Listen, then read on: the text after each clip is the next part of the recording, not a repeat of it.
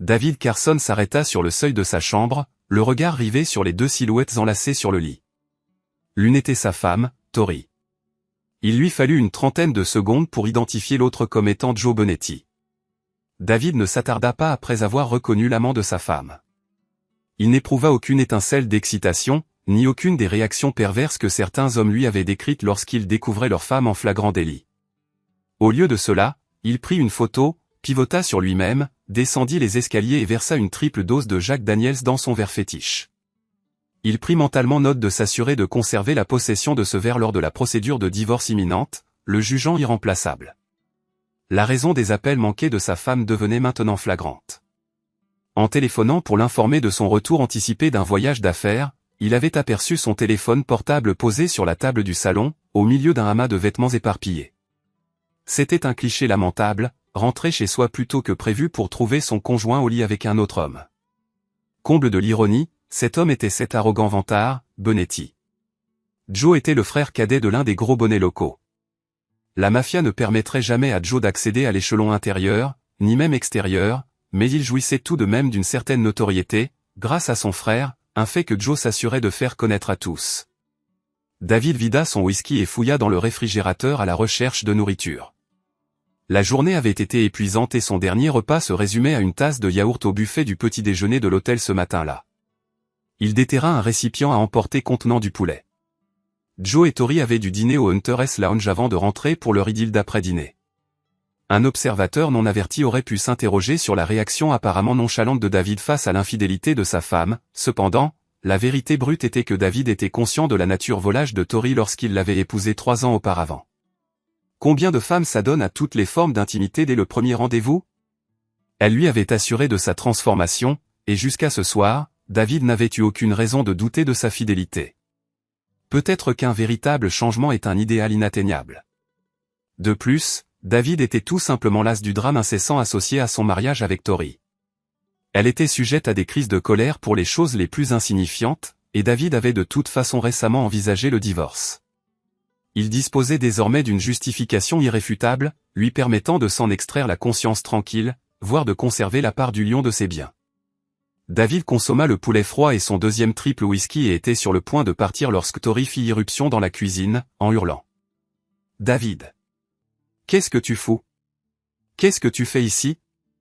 David dut exercer une maîtrise de soi considérable pour ne pas éclater de rire devant sa femme, mais il répondit avec un calme mesuré. « Je vis ici ?»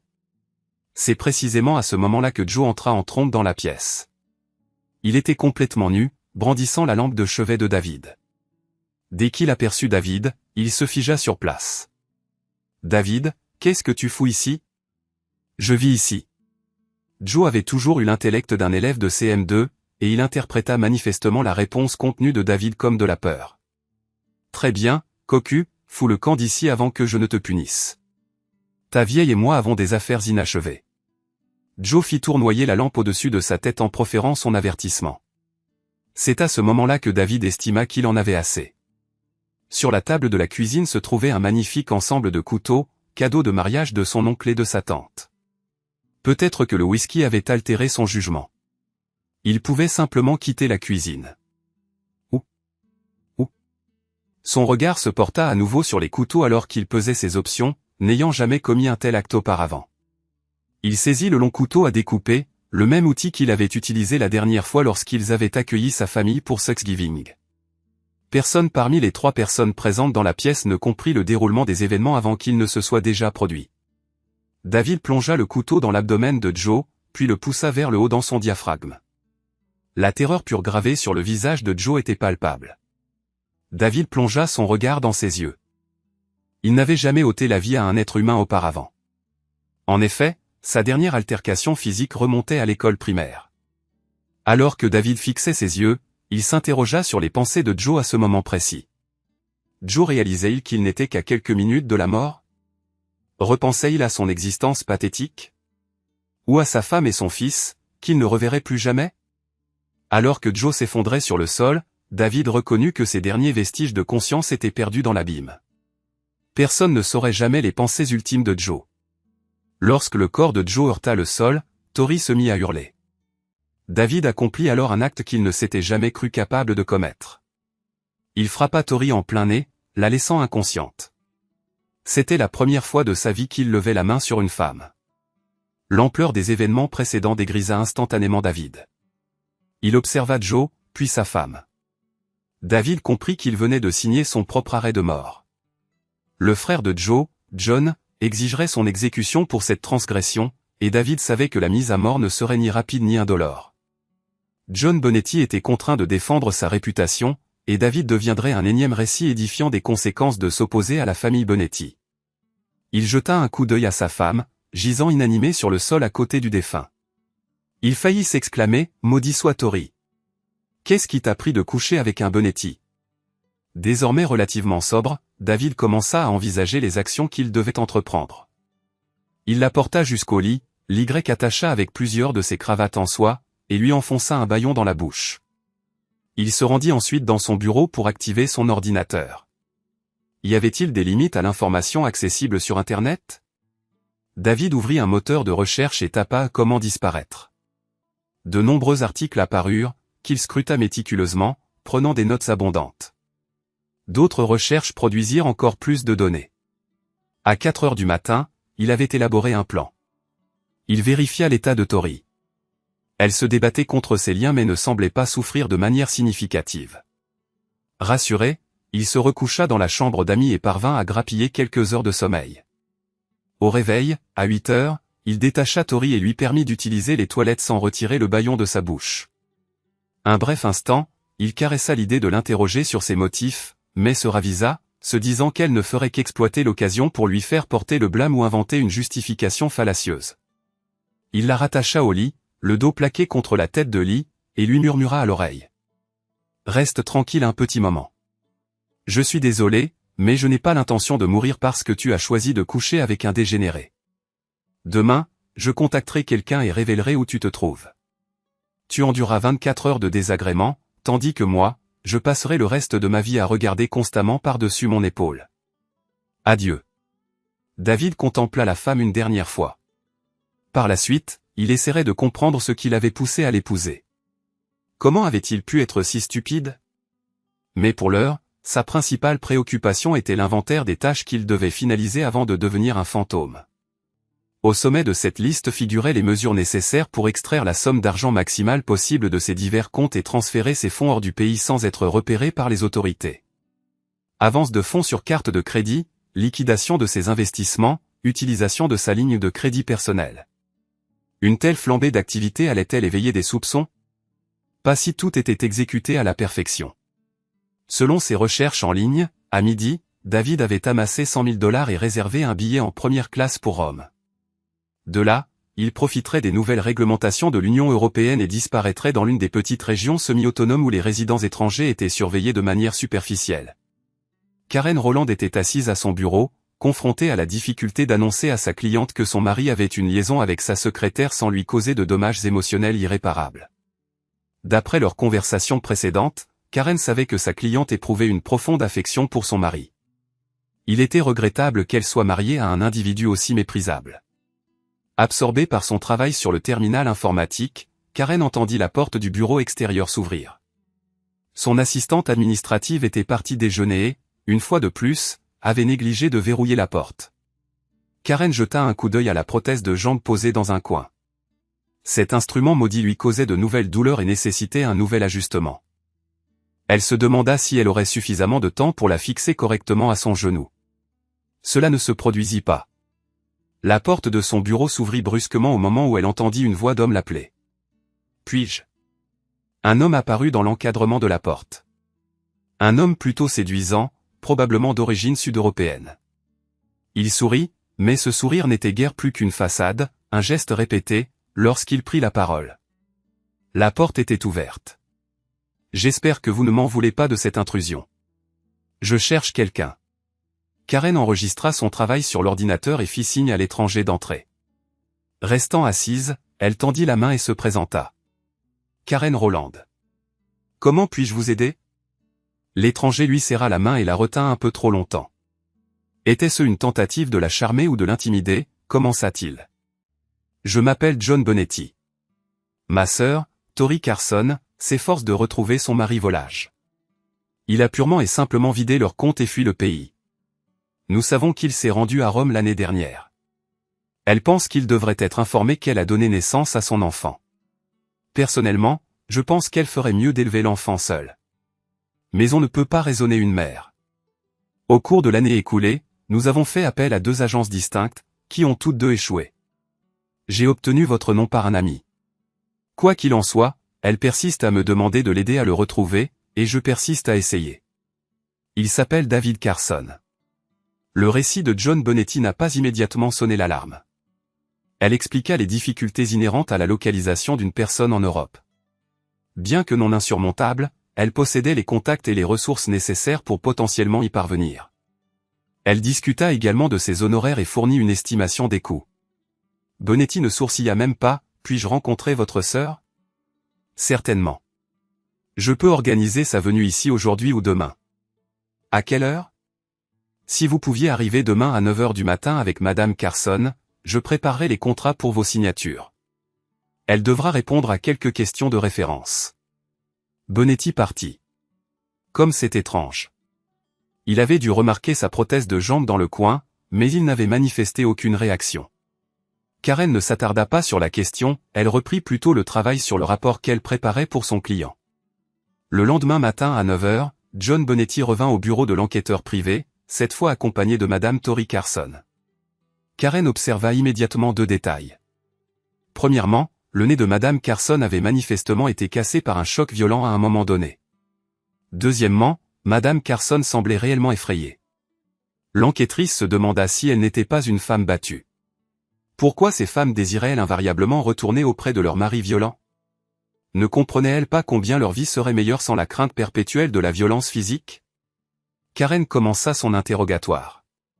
Votre mari a-t-il déjà voyagé en Europe auparavant? Si oui, où et quand? Avait-il un penchant particulier pour une ville ou une région spécifique? Parlait-il couramment des langues étrangères?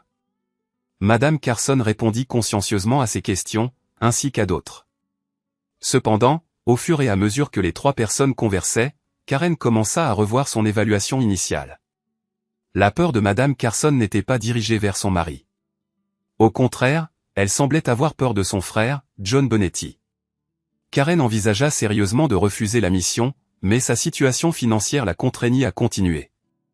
Et contre son meilleur jugement, Madame Carson signa le contrat. Le mari de Karen, Bill, était actuellement hospitalisé, se battant pour sa vie. Comment un homme de 35 ans, qui n'avait jamais connu un seul jour de maladie, pouvait-il soudainement développer un cancer? Bien que Bill ait une assurance adéquate et que son entreprise continue de verser la moitié de son salaire pendant son parcours médical, la famille Roland était toujours confrontée à des difficultés financières considérables. Karen avait besoin de ce contrat pour faire face à leurs factures croissantes. Une fois le contrat signé, John Bonetti produisit un chèque pour couvrir les honoraires de base. Karen avait envie d'effectuer des vérifications d'antécédents sur Bonetti et Carson, mais elle serait obligée de procéder sans son réseau de soutien habituel. Ses contacts au sein du département de police de New York étaient récemment devenus indisponibles. Plusieurs agents avaient été renvoyés pour avoir effectué des enquêtes non autorisées dans diverses bases de données criminelles. Ces agents avaient non seulement perdu leur poste, mais aussi une part importante de leur pension. Par conséquent, toutes les agences de détectives de la ville déploraient désormais la perte d'accès à ce type d'informations confidentielles. De plus, un nombre considérable de policiers avaient été privés d'un complément lucratif à leurs revenus. Bien que la ville n'ait appréhendé et renvoyé qu'une poignée d'agents qui fournissaient ce service illicite, le message résonnait avec tout le monde. Karen devrait reporter toute enquête approfondie jusqu'au retour de Hank de l'étranger plus tard ce week-end. Hank avait auparavant démissionné d'une importante agence de renseignement et était désormais employé par un contractant privé en renseignement. Les contacts de Hank à l'étranger pourraient potentiellement aider à localiser M. Carson, en supposant que David Carson ne soit pas déjà rentré au pays sans être détecté. Dans l'intervalle, Karen lança rapidement ses propres enquêtes préliminaires. Elle explora les plateformes de médias sociaux, examina les articles de journaux et exploita d'autres ressources facilement disponibles. Au moment où Hank devait rentrer vendredi, les recherches indépendantes de Karen avaient déjà mis au jour suffisamment d'informations pour instiller un sentiment de malaise. David Carson était recherché dans le cadre de l'assassinat d'un certain Joseph Bonetti. Dans l'avis de décès publié de Joseph Bonetti, aucune sœur du nom de Tori Carson n'était mentionnée. En revanche, John était identifié comme son frère. Dans les années 1990, John Bonetti avait été mis en accusation pour racket, bien qu'il n'ait jamais été condamné. Un article de journal couvrant le procès rapportait que Bonetti était censé être affilié à la famille criminelle Gambino. Néanmoins, toutes ces informations servaient à dépeindre David Carson comme un criminel, même s'il n'avait jamais été officiellement condamné pour aucun crime. Et Karen avait désespérément besoin d'argent. David Carson se réveilla alors que la lumière du soleil traversait la fenêtre orientée au sud-est. Cependant, la lumière du soleil n'était pas le seul élément à pénétrer sa conscience. Le rugissement collectif de plusieurs douzaines de moteurs diesel lui parvenait alors que les bateaux de pêche locaux quittaient le port.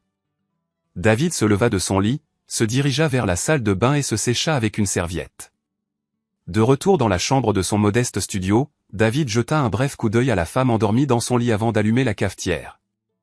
Il s'installa sur le lit, absorbé par la lecture d'un roman de poche, en attendant que le café finisse de couler. Remarquant un léger changement dans le rythme respiratoire de la blonde, il tendit la main et caressa doucement son dos. Lisa ouvrit les yeux et un sourire chaleureux illumina son visage. « Je sens le café, murmura-t-elle. « En effet, répondit David. « Voudrais-tu une tasse ?»« Peut-être dans une minute, répondit-elle. « As-tu rangé après nos activités d'hier ?» David comprenait parfaitement ce à quoi Lisa faisait allusion. « Oui, je me suis lavé après être allé aux toilettes. » Lisa se retourna et, sans aucune hésitation, se mit à couvrir David de ses attentions affectueuses habituelles. Sa passion s'intensifiait à chaque instant, et il sentit bientôt qu'il atteignait sa limite. « Lisa, tu dois arrêter ça si tu veux que les choses continuent différemment. »« Je suis déjà au bout du rouleau, murmura-t-il, luttant pour garder son calme. En réponse, Lisa ne fit qu'intensifier ses caresses affectueuses. C'était un jeu dans lequel elle excellait, sachant invariablement comment le pousser au bord de l'abandon. Leur respiration devint de plus en plus irrégulière. Elle sourit, le regarda dans les yeux et dit doucement, « C'est le prix à payer pour tous les plaisirs que tu m'as offerts la nuit dernière.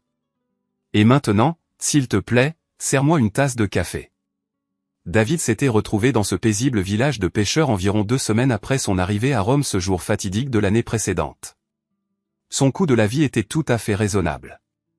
Il gagnait environ $100 000 grâce à divers petits boulots dans le village, en partie grâce à ses compétences uniques, il était l'une des rares personnes en ville à vraiment comprendre les ordinateurs. Plusieurs entreprises, à la fois dans la ville et dans toute la province, avaient besoin d'assistance informatique, et David la fournissait en échange d'argent liquide ou de biens.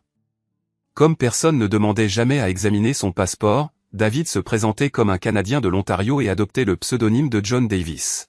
« Appelez-moi Davis, disait-il. » C'était suffisamment similaire à David pour qu'il y réponde systématiquement, même en état d'ébriété.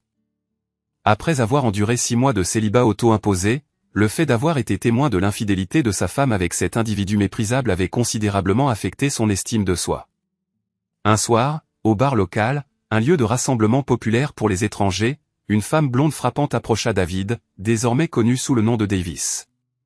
Lisa Walker était une Australienne qui visitait l'Europe après avoir obtenu son diplôme de l'université de Sydney, où elle s'était spécialisée en physiologie et avait consacré 4 ans à l'équipe de volley-ball de l'université. Sa première année après l'obtention de son diplôme avait été consacrée à la recherche d'un poste dans l'équipe olympique australienne de beach volley. Lorsque cette aspiration ne s'est pas concrétisée, Lisa s'est finalement retrouvée en Catalogne, après y être arrivée en passant par Ibiza. Elle avait remarqué l'homme calme et séduisant à 2 reprises et avait décidé que ce soir, elle se présenterait enfin. En 10 minutes, Lisa avait appris que son nom était John Davis, qu'il était canadien et qu'elle passerait inévitablement la nuit en sa compagnie. Elle le fit, et l'expérience s'avéra absolument sensationnelle. Ce que Lisa ignorait, c'est que Davis avait passé les mois précédents dans un célibat auto-imposé, lisant avec diligence des magazines et tentant de comprendre les raisons de l'échec de sa précédente relation sexuelle. Pourquoi Tori s'était-elle sentie obligée de rechercher l'intimité en dehors de leur mariage? Quelle que soit la cause sous-jacente, il jura que sa prochaine partenaire se verrait garantir un engagement. Et Lisa devint l'heureuse bénéficiaire de toutes ses recherches assidues. Jamais de sa vie elle n'avait connu un plaisir aussi intense autant de fois en une seule nuit. L'expérience fut si remarquable qu'elle revint la nuit suivante pour en profiter à nouveau. 2 semaines après le début de leur relation, alors qu'ils se remettaient de leur 3e étreinte, Lisa ne put plus réprimer sa curiosité. Elle devait savoir. « Davis, je vais peut-être regretter de te poser cette question, Mais qu'est-ce qui se passe avec notre intimité? Parfois, j'ai l'impression de participer à un scénario plutôt que de vivre quelque chose d'authentique. S'il te plaît, ne me comprends pas mal, la passion est incroyable, mais je n'ai pas besoin de toutes ces mises en scène supplémentaires. Davis était visiblement stupéfait. Il avait cru que toutes ses réactions et émotions signifiaient qu'il exécutait tout à la perfection. La confusion était évidente sur son visage, et Lisa réalisa qu'elle devait communiquer ses pensées avec clarté avant que la situation ne devienne embarrassante.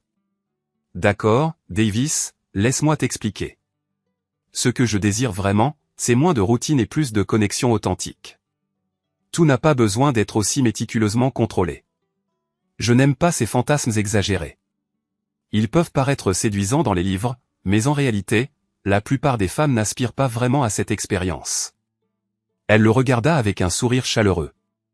Tu es plus que suffisant.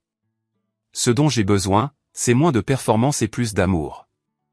Et c'est précisément ce qu'il lui offrit. 4 mois plus tard, Davis et Lisa étaient toujours ensemble, engagés l'un envers l'autre, et continuaient de chérir leur relation. Davis envisageait même de proposer à Lisa d'emménager avec lui. Finalement, il fallut 2 semaines à Karen et Hank pour localiser David Carson en Catalogne. Cependant, pendant ces 2 semaines, la conscience de Karen commença à la tourmenter si profondément qu'elle prit la décision de rendre l'argent de Bonetti. Elle le contacta et lui demanda de se rendre à son bureau le lendemain. À l'arrivée de Bonetti, Karen l'informa que l'affaire était sans espoir. Carson était peut-être même décédé. Elle remit à Bonetti un chèque, déduisant uniquement ses frais engagés, et admit qu'elle avait échoué. Bonetti accepta le chèque, mais quelque chose dans cet échange laissa à Karen un sentiment de malaise persistant. 2 jours plus tard, Karen quittait son bureau, arrivant juste à temps pour retrouver ses enfants à leur retour de l'école. Bill était sorti de l'hôpital et faisait de son mieux pour aider à la maison.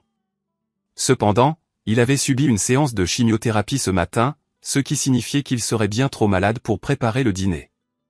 Pour lui, c'était simplement une autre soirée difficile. Après le traitement, alors que Karen s'approchait de la station de métro, un véhicule utilitaire sport noir s'arrêta à côté d'elle. La porte arrière s'ouvrit et Giambinetti lança un regard noir à Karen, une arme pointée directement sur elle. « Monte !» Karen était sur le point de tenter de s'échapper. Même avec sa prothèse de jambe, elle pouvait se déplacer plus rapidement que la plupart des gens ne le pensaient. Cependant, elle remarqua alors quelque chose à l'intérieur du véhicule qui la fit s'arrêter. Sa fille, Anna, était assise sur le siège à côté de Bonetti. Karen céda et monta dans la voiture. « Je sais que vous avez découvert quelque chose. Je crois qu'il est dans l'intérêt de votre fille de me le remettre. Et si j'obtempère, quelle assurance ai-je que vous nous relâcherez? Aucune. Cependant, je vous permettrai de partir si vous me donnez ce dont j'ai besoin. Si vous refusez, je vous garantis que cette petite fille en subira les conséquences. Elle a 13 ans. Vous ne pouvez pas être un tel monstre. Mettez-moi au défi, et vous découvrirez la vérité. Écoutez, nous sommes maintenant devant votre immeuble de bureau. Montez, récupérez ce que vous avez trouvé, et j'oublierai que cela s'est jamais produit. Souvenez-vous simplement, si vous contactez la police, la petite fille mourra. Vous avez précisément 2 minutes avant que je ne redémarre. Karen ne pouvait pas se permettre de prendre ce risque. Montant dans l'ascenseur, elle luttait avec la situation, cherchant désespérément des alternatives viables. Contrainte par le manque de temps, elle avait du mal à concevoir un plan qui ne mettrait pas en péril le bien-être d'Anna. Astérisque, mais qu'est-ce qu'il se passe ici astérisque, pensa-t-elle, se souvenant du meurtre de Joseph par Carson et du désir subséquent de John de voir Carson périr. Si ces imbéciles étaient déterminés à s'anéantir mutuellement, elle n'interviendrait pas au détriment de la sécurité d'Anna. Karen récupéra le rapport et retourna à la voiture. En recevant le document, Bonetti le parcourut rapidement, puis s'adressa à elle. « Vous avez fait un travail remarquable. 2 autres cabinets d'enquête n'ont pas réussi à localiser cet individu, même après des mois de recherche. Vous y êtes parvenu en seulement 2 semaines. Et encore une chose. Si quelqu'un prévient Carson que nous connaissons son emplacement, Anna nous accompagnera une fois de plus. Pas d'avertissement préliminaire. Elle disparaîtra simplement un jour. Nous nous comprenons ? » Karen répondit par un signe de tête, prit la main d'Anna et sortit du véhicule. John Bonetti venait de commettre la plus grave erreur de son pitoyable existence. dans une rétrospective datant de 14 ans avant cet événement, Karen Roland était Karen Baker, employée de la division du renseignement du département de police de New York. Karen interagissait fréquemment avec des agents d'autres organisations de renseignement, dont un homme que nous appellerons Hank. Une connexion palpable existait entre eux, englobant non seulement un profond respect pour leurs compétences professionnelles respectives, mais aussi une confluence d'attirance intellectuelle et physique qui s'intensifia au cours de 5 mois de collaboration. Cette attirance se transforma en une liaison clandestine qui persista pendant plusieurs mois, jusqu'à ce qu'ils reconnaissent tous deux les difficultés inhérentes à sa pérennisation.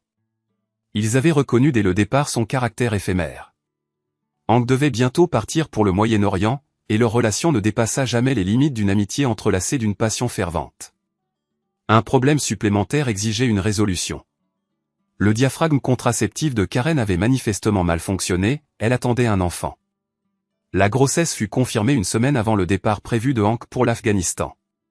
Ils délibérèrent sur la question et décidèrent que Hank poursuivrait sa mission, tout en versant une contribution financière mensuelle à Karen pour l'aider à élever l'enfant.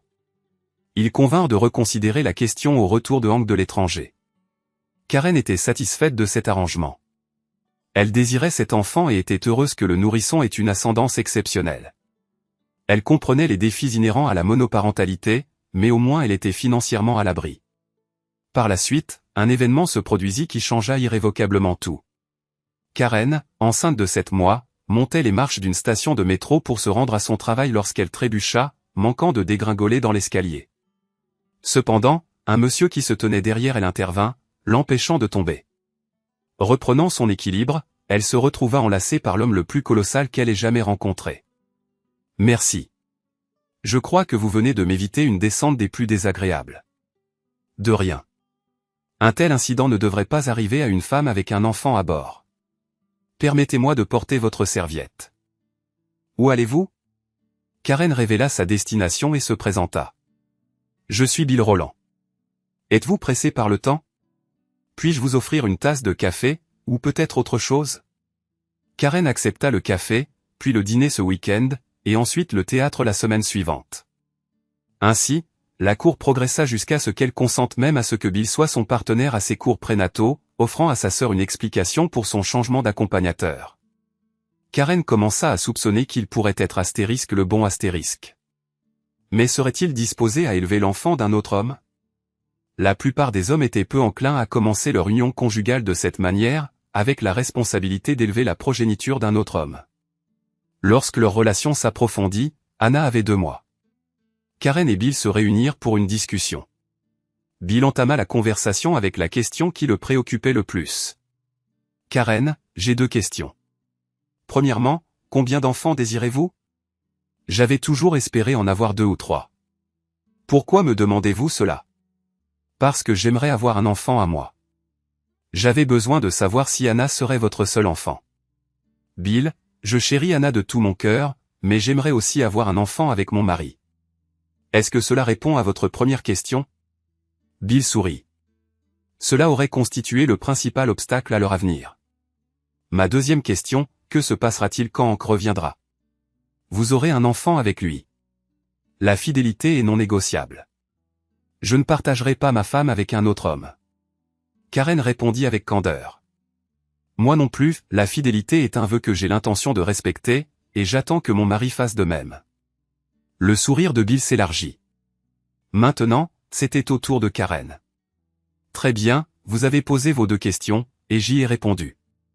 Maintenant, j'en ai 2 à mon tour.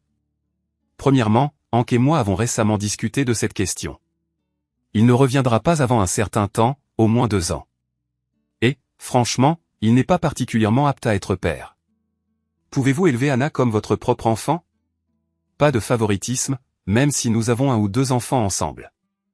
Hank a déjà consenti à une adoption, bien que je crois qu'il souhaite vous rencontrer avant sa formalisation. J'ai beaucoup réfléchi à cette question, Karen. Oui. Si vous désirez que j'assume le rôle de son père, j'embrasse ce désir également. Vous savez que j'aime déjà cette petite fille. Maintenant, c'était au tour de Karen de sourire. Une autre chose que je dois savoir. Hank a indiqué qu'il autoriserait l'adoption, mais il aimerait rester dans la vie d'Anna en tant qu'oncle. Pouvez-vous gérer le fait que mon ancien amant puisse être présent de temps en temps ? Rappelez-vous, J'ai déjà fait mon vœu de fidélité envers vous. Bill marqua une pause avant de répondre. À condition que tu ne recours pas à Hank comme confident de substitution si nous rencontrons des difficultés à l'avenir. La femme de mon frère Tony avait une amie qui est devenue son amante lorsque Tony et elle ont commencé à connaître des problèmes conjugaux. Je soutiens que si un mariage rencontre des difficultés, le mari et la femme devraient les résoudre par le dialogue, plutôt que de faire appel à un tiers non qualifié, ou pire, à quelqu'un dont les véritables intentions pourraient ne pas servir les meilleurs intérêts du couple. Es-tu d'accord? Je suis d'accord. Maintenant que nous avons réglé cette affaire. Bill sortit une bague de sa poche. Karen, veux-tu m'épouser? Karen fut prise au dépourvu, ne s'attendant pas à cette demande en mariage sitôt après leur discussion. Cependant, elle conserva suffisamment de contenance pour répondre affirmativement et offrir à Bill le baiser le plus profondément romantique de sa vie. Et ainsi, Bill devint papa, et Hank devint oncle Hank. Les détails seraient expliqués à Anna ultérieurement. 1 an après le mariage, Anthony naquit. Il n'avait que 2 ans lorsque Karen se blessa, ce qui entraîna la perte de sa jambe et sa retraite de la police pour invalidité. Après avoir créé sa propre agence de détective, Karen jugea nécessaire, à l'occasion, de s'appuyer sur l'expertise et le réseau de contacts de Hank. À ce stade, Bill et Hank avaient cultivé une forte amitié, presque fraternelle. Les 2 hommes respectaient l'intégrité de l'autre. Hank avait confiance en Bill pour protéger et chérir Anna, et Bill avait confiance en Hank pour respecter son lien conjugal avec Karen. C'était le matin qui suivait l'enlèvement de Anna, et Karen avait pris une journée de congé. Elle avait besoin de parler à Bill, et elle savait qu'il n'aurait pas la force d'initier une telle conversation. Après le déjeuner, Bill comprit que quelque chose s'était passé et attendait qu'elle se confie. Il devina également qu'elle attendait qu'il fasse preuve de détermination avant d'entamer un dialogue. Ils terminèrent un déjeuner agréable, et Bill fit de son mieux pour paraître préparé. Il supposa qu'il s'agissait d'une énième discussion concernant leurs finances. D'accord, Karen, quel sujet requiert notre attention? Karen commença à sourire. Astérisque mon Dieu astérisque, pensa-t-elle en le regardant, consciente qu'il subissait encore les effets résiduels de ses traitements contre le cancer. Astérisque cet homme est si solide et me connaît si intimement. Comment ai-je pu avoir une telle chance? S'il te plaît, Dieu, ne nous l'enlève pas astérisque. Astérisque s'il te plaît, permets-lui de vaincre cette maladie. Astérisque Karen décida de fournir à Bill la version abrégée. Bill, j'ai commis une erreur, sans avoir pleinement conscience des circonstances. J'ai conclu un contrat avec un individu associé à la mafia. Il s'appelle John Bonetti, et il m'a chargé de localiser quelqu'un qui se cache en Europe. Hank et moi l'avons trouvé. J'ai décidé de ne pas fournir les informations aux gangsters, car j'étais certaine qu'il ordonnerait l'assassinat de cet homme. Hier, Bonetti a menacé Anna. Il a affirmé que si je ne lui remettais pas les informations, Anna périrait. Je lui ai fourni le rapport. Ne laissera-t-il pas Anna tranquille maintenant qu'il a obtenu ce qu'il voulait? Peut-être. Ce qui m'inquiète, c'est qu'il m'a averti que si l'homme en Europe, qui s'appelle Carson. Si Carson reçoit un avertissement, Anna mourra, mais pas avant d'avoir souffert. Donc, que se passe-t-il si le tueur qu'ils envoient échoue pour une raison quelconque? Bonetti me tiendra pour responsable. Et alors Karen se retrouva incapable de continuer. Quelle ligne de conduite comptes-tu adopter? Contacter la police? Non.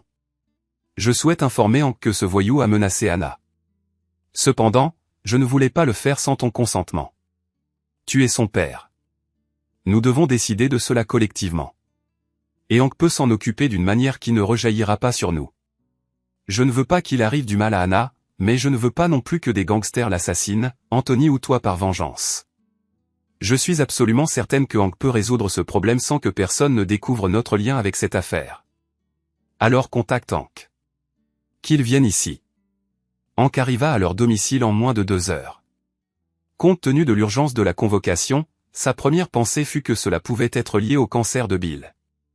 Hank n'était pas un homme religieux, mais il s'arrêta néanmoins un instant en conduisant pour implorer toute puissance supérieure qui pourrait être à l'écoute, la suppliant d'épargner la vie de son bon ami, l'homme qui avait joué un rôle si important dans l'éducation de sa fille, maintenant une jeune femme remarquable.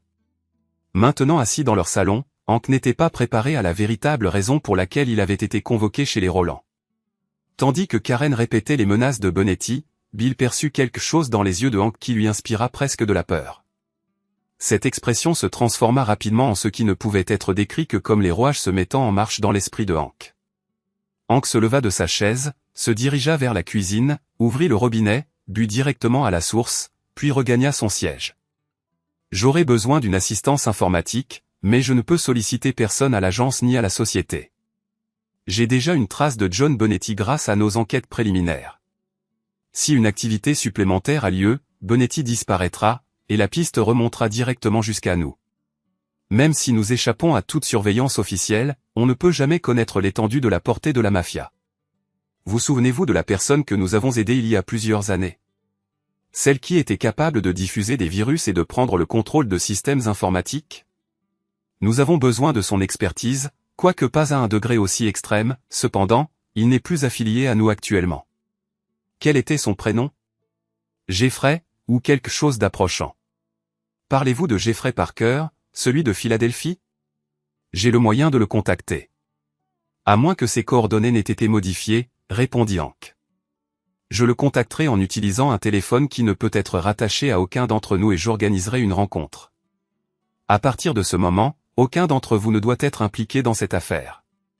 Karen, communique-moi le numéro de téléphone de Parker, et je gérerai la situation à partir de là. Et Carson? Je lui adresserai un bref avertissement, là encore, intraçable. Nous ne pouvons prendre le risque que tout cela remonte jusqu'à toi ou Anna. 2 jours plus tard, Hank était assis dans un petit restaurant de Philadelphie après l'affluence du déjeuner. Il n'y avait que 2 serveurs en service, et une seule autre table était occupée, suffisamment éloignée pour empêcher toute écoute clandestine. Hank observa Geoffrey Parker entrer dans l'établissement, scruter les lieux, puis se diriger vers sa table. Hank se leva pour saluer l'homme imposant. « Bonjour, Jeff. »« Merci d'avoir accepté de me rencontrer, » dit Jeff en riant. « Comment aurais-je pu refuser ? Vous et Karen avez joué un rôle déterminant dans le sauvetage de mon mariage. » « Le sauver ?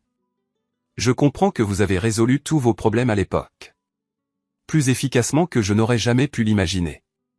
L'année dernière, Emma et moi avons accueilli notre premier enfant, un fils, Paul. En effet, la vie ne pourrait pas être plus idyllique. Comment va Karen ?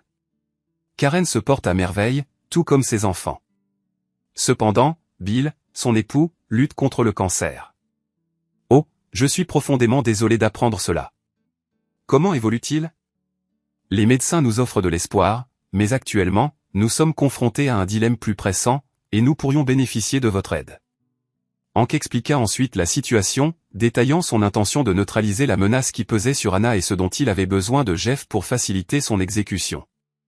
Après l'explication de Hank, Jeff se pencha en arrière sur sa chaise. « Je suis capable de gérer les aspects techniques, mais j'ai une préoccupation cruciale, quelles sont les probabilités que cela se retourne contre moi ? Je n'ai aucune envie de me mettre en danger, ni ma famille. » 6000 kilomètres plus loin, le même jour où Hank rencontrait Jeff, John Davis, dont le nom de naissance était David Carson, et Lisa Howard étaient assis dans un petit café, savourant un délicieux déjeuner, lorsque Lisa décida de le taquiner. « Davis, ne te retourne pas, mais je crois que ce monsieur au bar est amoureux de toi. Il n'arrête pas de regarder dans notre direction, essayant de faire comme si de rien n'était, mais il continue incontestablement à te dévorer des yeux. Je suis rongé par la jalousie. Pourquoi tous les hommes séduisants de cette ville essayent invariablement de te mettre dans leur lit au lieu de moi ? » David s'efforça de jeter un coup d'œil à l'homme sans que cela soit trop flagrant. Il comprit immédiatement que ce n'était pas ce que Lisa supposait, il avait aperçu le même individu hier au marché. Combiné au message étrange qu'il avait reçu 2 jours auparavant, un message qui disait simplement « Surveille tes arrières », il suffisait à savoir qu'il avait été découvert. Quand il tenta de contacter le numéro d'où provenait le message, il reçut la réponse habituelle « Le numéro que vous avez composé n'est plus en service ». David était furieux. Il appréciait sincèrement Lisa, et il aimait vraiment cette ville. Maintenant, il faudrait abandonner les deux. Juste au moment où il avait commencé à se détendre et à croire qu'il avait enfin transformé le vieux David Carson en un fantôme. « Chérie, partons d'ici et allons à Barcelone pendant quelques jours. Retourne dans ta chambre et prépare une valise. Je viendrai te chercher dans 2 heures, et nous prendrons un train. Qu'en dis-tu ? Qu'est-ce que tu crois ? » Bien sûr, répondit Lisa en se levant pour quitter le café. Malheureusement, Lisa ne put se retenir. Pendant que David réglait l'addition, elle tira la langue au stranger en passant devant lui et déclara « Il est entièrement à moi ». David crut avoir semé l'homme, passant une demi-heure à s'assurer qu'il n'était pas suivi. Cependant, il était manifeste que l'étranger le filait depuis plus longtemps que prévu, car lorsque David pénétra dans son appartement, l'homme était déjà présent, l'attendant dans sa chambre. John Bonetti souhaite que vous sachiez que ceci vient de lui. L'étranger brandit un couteau de taille importante dans sa main. C'était une réplique exacte du couteau que David avait utilisé pour assassiner Joe Bonetti. Ce qui était censé être une exécution simple se révéla totalement erroné pour plusieurs raisons. Premièrement, l'assassin n'avait jamais commis d'homicide avec un couteau auparavant. Sa méthode habituelle avait invariablement été une balle dans la tête de la victime. Cependant, John Bonetti avait insisté sur un couteau. Deuxièmement, au cours de l'année précédente, David Carson avait suivi des cours d'autodéfense, conscient que ce jour arriverait inévitablement, et ayant décidé depuis longtemps qu'il n'était pas le genre d'homme à succomber sans résistance. Troisièmement, depuis que David avait détecté le tueur à gages, il gardait un petit vaporisateur de gaz poivré à portée de main, avant même que le potentiel assassin ne comprenne ce qui se passait. Ses yeux et sa bouche furent inondés de liquide brûlant. David saisit la main de l'homme tenant le couteau, mais, malheureusement, ne fut pas assez rapide pour éviter complètement la lame. Ne tenant pas compte de la douleur alors que le couteau lui lacérait le bras, David força le tueur à abandonner l'arme, puis le prit dans une prise d'étranglement. Toujours suffocant à cause du gaz, et malgré sa lutte désespérée, en moins d'une minute, le tueur à gages était mort. David banda promptement la blessure sur son bras, elle ne nécessiterait pas de suture. Par la suite, il traîna le cadavre sans vie dans l'appartement vacant en face, le déposa dans la baignoire, et retourna dans sa chambre pour faire ses bagages. Avec un peu de chance, le corps ne commencerait pas à se décomposer avant longtemps après son départ. David se sentait comme un véritable scélérat. Il était conscient que Lisa l'attendait pour aller la chercher pour leur voyage à Barcelone. Au lieu de cela, il saisit un sac contenant des vêtements et quelques effets personnels et se dirigea vers la gare routière. Il avait besoin de récupérer sa réserve d'argent à Rome avant de disparaître une fois de plus. L'Amérique latine offrait des possibilités. John Bonetti perdait patience. La veille, Sal avait téléphoné d'Espagne et indiqué qu'il avait localisé Carson. Sal avait l'intention de maintenir une surveillance sur Carson pendant quelques jours pour s'assurer que rien ne se passait mal, mais il était confiant que cela ne prendrait pas plus de 4 jours au maximum. John était suffisamment astucieux pour s'abstenir de précipiter Sal, mais il était ardu de se retenir et de ne pas lui donner des instructions sur la façon d'exécuter sa tâche. Ayant besoin d'une libération de tension, John résolut de faire un saut dans le Bronx et de visiter cette résidence près des docks. Il possédait invariablement une vaste sélection de jeunes filles là-bas, et l'appétit de John pour elles ne s'était qu'intensifié depuis qu'il avait saisi la fille de cet enquêteur privé. Une partie de lui désirait presque qu'elle ait tenté de le tromper, uniquement pour lui donner une excuse pour la réclamer. John contempla la fille. Quel était son nom? Anna? En effet. Peut-être que je vais simplement la prendre de toute façon. Ses pensées dérivèrent alors qu'il s'approchait de sa Mercedes, négligeant d'observer l'homme qui déambulait sur le trottoir. Avant d'atteindre la portière de la voiture, John ressentit la piqûre d'une aiguille dans son cou, et le monde sombra rapidement dans les ténèbres. Il fallut 4 heures à John pour reprendre conscience. À ce moment-là, il était suspendu à une corde fixée autour de ses poignets. La corde passait à travers une série de poulies et descendait jusqu'à un taquet où elle était fixée. Ses jambes, ses hanches et sa bouche étaient également liées. John regarda l'étranger debout devant lui, scrutant sa mémoire. Il ne se souvenait pas d'avoir déjà rencontré cet homme auparavant. Par la suite, son nez détecta une odeur particulière, et il baissa les yeux vers la grande cuve au-dessus de laquelle il était suspendu. L'étranger sourit. « Bonjour, John. »« Non, vous ne me connaissez pas. Je suis le père biologique de Anna. Je crois comprendre que vous avez menacé ma petite fille. Ne secouez pas la tête. Il est trop tard pour ça. Karine m'a informé que vous aviez l'intention de faire du mal à Anna, d'en faire une femme. Cela n'aurait pas été aisé. En fait, vous n'auriez peut-être même pas possédé les attributs nécessaires pour y parvenir. Dans une demi-heure ou moins, peut-être ne posséderez-vous plus rien non plus. Ordinairement, je ne suis pas un individu cruel. Je peux honnêtement affirmer que je n'ai jamais torturé personne auparavant, mais je suppose qu'il y a une première fois à tout. Tout scélérat répréhensible qui menace une fille mérite une mort prolongée. La cuve sous vous est remplie de soude caustique, d'hydroxyde de sodium. Je peux discerner dans vos yeux que vous en avez entendu parler. Certains de vos collègues l'emploient pour se débarrasser des corps. C'est peut-être pour ça qu'ils n'ont jamais retrouvé Jimmy Hoffa. Typiquement, le corps est déjà décédé avant sa dissolution. Malheureusement pour vous, je ne me sens pas particulièrement clément aujourd'hui. Hank desserra la corde du taquet et abaissa Bonetti de quelques centimètres. Maintenant, ses orteils frôlaient la surface de la cuve. John Bonetti secoua violemment la tête, désespéré. Combien de temps estimez-vous qu'il vous faudrait pour anéantir la vie de ma fille? 5 minutes? 10? Combien de temps la feriez-vous souffrir avant de finalement y mettre un terme? Je sais pertinemment que vous ne pouvez pas me répondre, alors convenons simplement de 30 minutes. Juste à titre d'exemple. Hank jeta un coup d'œil à sa montre. Il est 3h30. Attendons jusqu'à 4h, et nous verrons ensuite ce qui se passera. Hank se renversa et continua à lire son livre.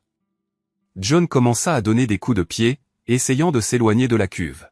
« Arrêtez ça, ou je vous lâche immédiatement », cria Hank. John se figea sous la menace. Espérant encore que l'homme bluffait, Hank reprit calmement sa lecture.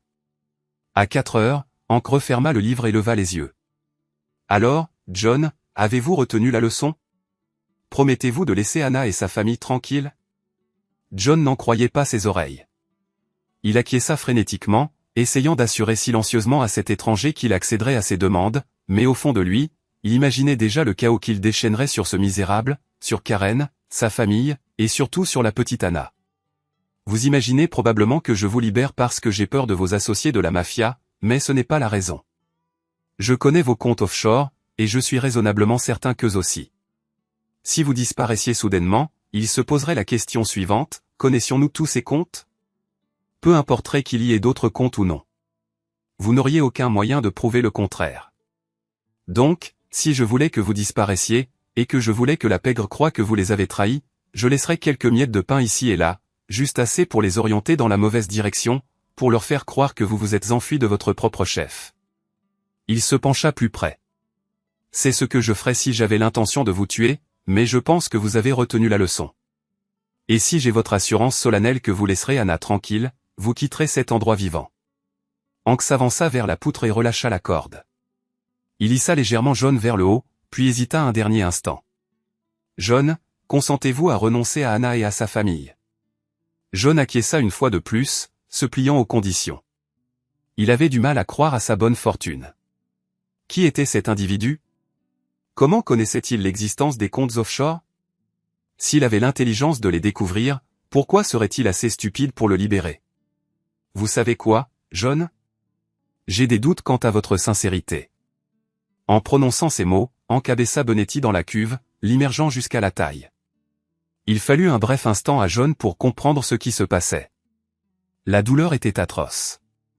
En quelques minutes, John perdit connaissance, après quoi Hank submergea le reste de son corps dans la cuve avant de la sceller hermétiquement.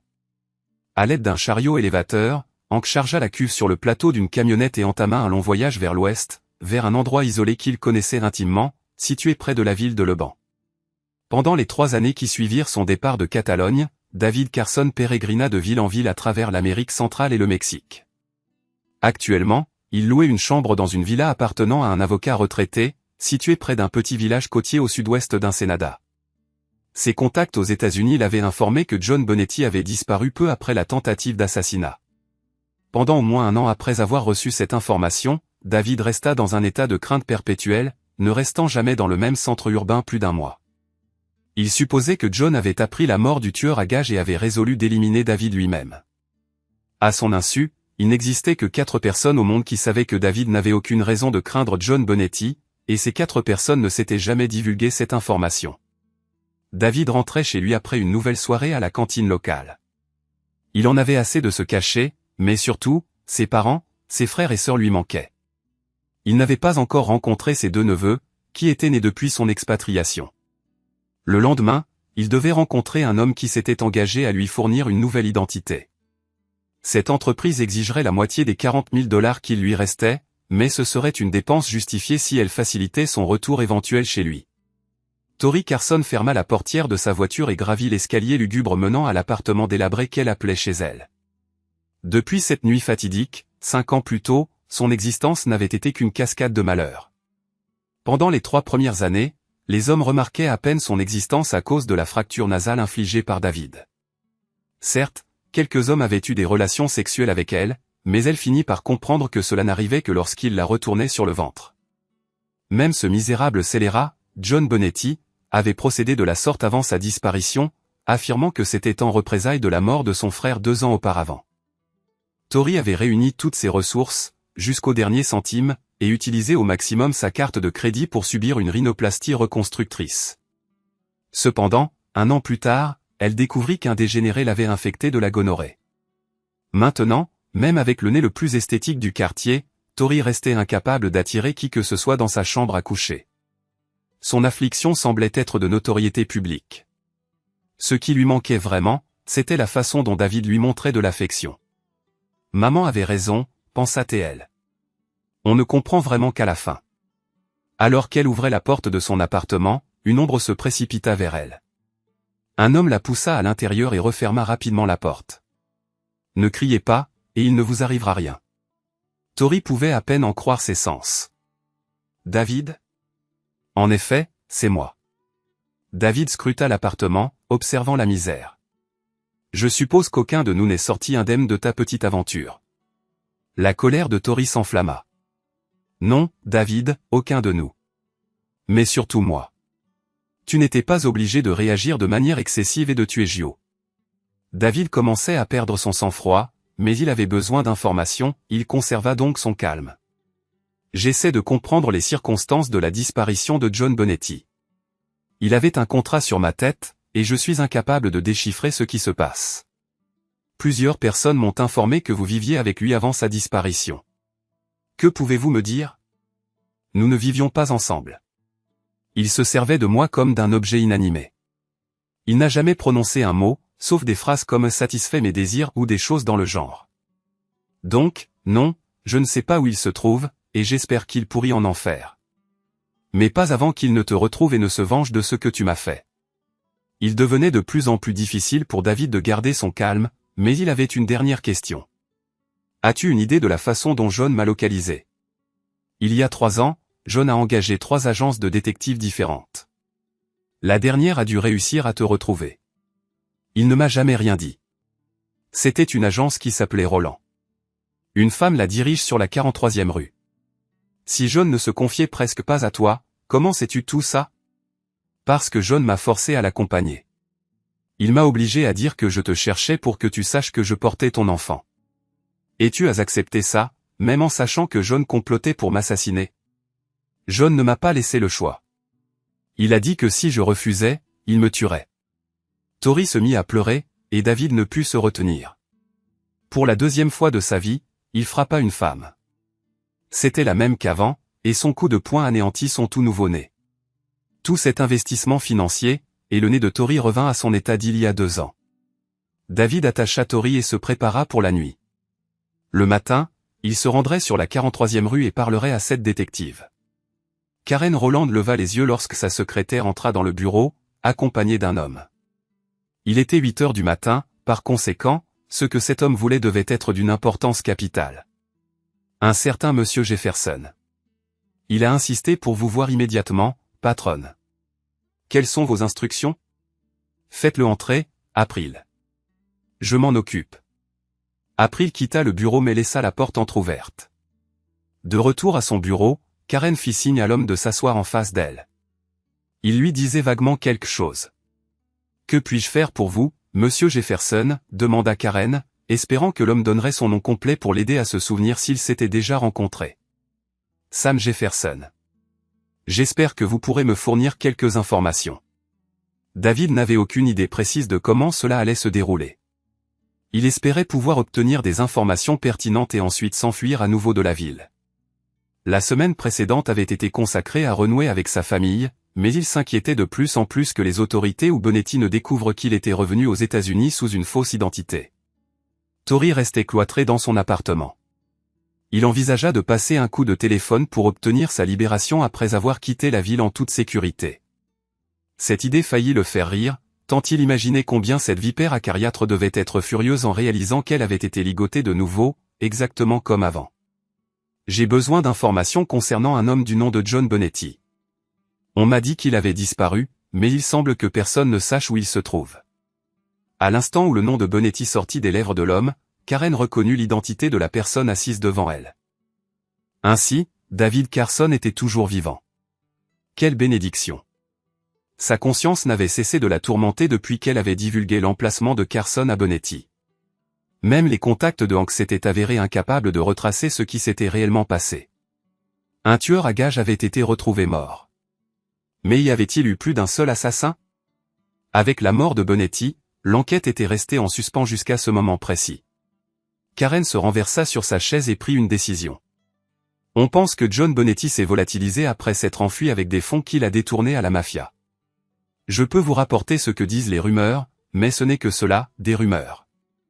Elles affirment qu'il a empoché l'argent, mais la mafia ignore la quantité. C'est une énigme considérable. Voici ce que je vais faire, donnez-moi votre numéro de téléphone portable et je me renseignerai pour savoir si de nouvelles informations ont fait surface. Est-ce que je vous dois de l'argent? Karen adressa à l'homme un léger sourire.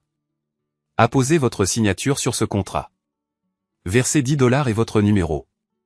Cela suffira. David quitta le bureau de la détective. Que venait-il de se passer? Il n'avait aucune idée de sa prochaine destination. Il avait espéré glaner des informations supplémentaires concernant Bonetti, quelque chose qui l'aiderait à formuler ses options. Au lieu de cela, il décida de prendre un café et de réfléchir à la question. Alors qu'il était assis dans un café, son téléphone portable vibra avec un nouveau message. Vous n'aurez plus jamais à vous soucier de J. ni du contrat sur votre personne. David examina le message 2 fois. Le numéro n'était pas enregistré dans ses contacts. Il essaya de rappeler, mais après 4 sonneries, il entendit un message enregistré. Le numéro que vous avez composé n'est plus en service. Truc flippant, murmura-t-il, puis il sourit. Accédant à l'horaire des vols sur son téléphone, il marmonna, on dirait que c'est mon jour de chance. Il y a un vol pour Rome dans 3 heures. David réserva une place, quitta le café et héla un taxi. Il faillit le dire à voix haute. Je me demande si les habitants de Sarajevo ont besoin d'aide en informatique. Jeg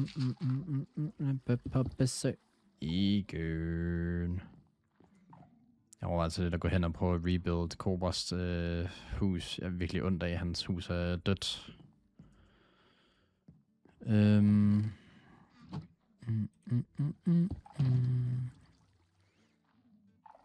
God aften, Neslo. Har sagt det min fejl, så er du kun miss Trash og Shizzer. De andre har du selv unbandet.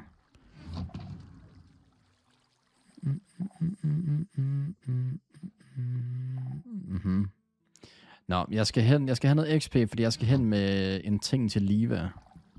Hej, Missy.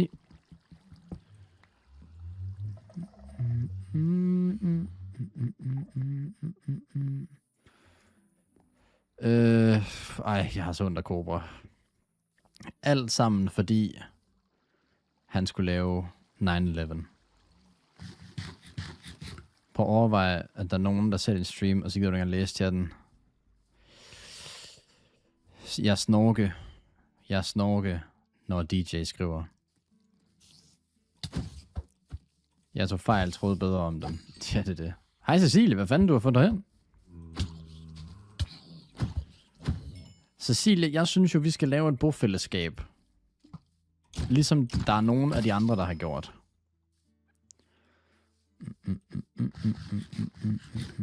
Det er godt, Martin. Find dig et arbejde. Okay, du er ude igen. Hvad hedder du, Missy?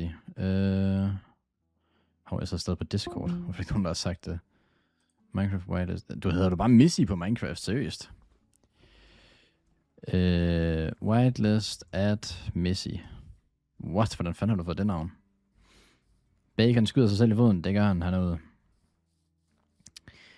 I morgen med... Nå, jeg bliver nødt til at redde Cobras byggeri her.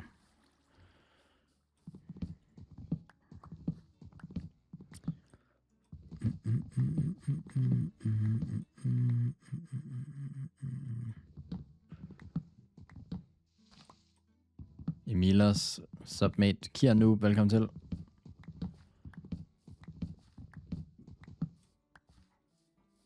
Det synes jeg skulle være meget færdigt op, fedt. Hvad vi kan få noget normalcy. Og jeg skipper også lige alle de her Kim-sange, de har sat på. Nå, ja, det er rigtigt op, fedt. Godt kald her.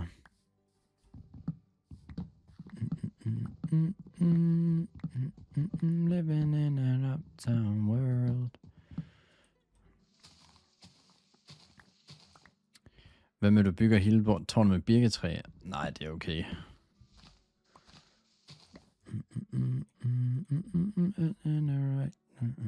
Okay, hvad skal jeg smide her? I guess fuck de der glowberries. Jeg kan køre lige alt det her igennem. Okay, jeg har lidt ikke plads til noget af det der. Nice. Væk med brød. Smid lige Havgård ud også. Havgård med al respekt, mand. Du er fucking AI.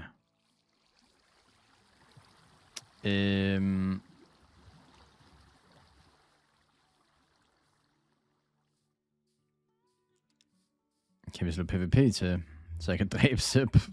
Hvad gør han? Cecilia, jeg tænker ikke, vi skal bygge her, fordi de har dræbt alle mine dyr også. Eller, det ved jeg nu. Jeg bygger i hvert fald ikke her. Du må gerne, hvis det er, men de er nogle psychos alle sammen. Men jeg skal lige hen og prøve at redde bare lidt af Cobras tårn her. Some cowboys have too much tumbleweed in their blood to settle down. Ja, det er det. Nogen, der har ekstra wood.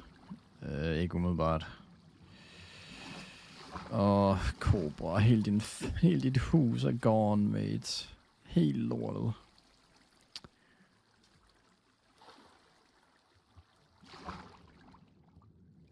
Jeg ved ikke engang, hvad jeg skal gøre her.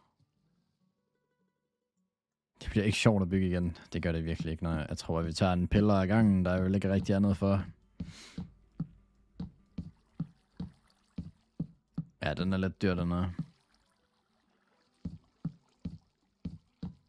Prøv at tænke, hvad brugte de? Nadja og Cobra i samarbejde brugte været 4-5 timer eller sådan noget. Og så brændte det ned.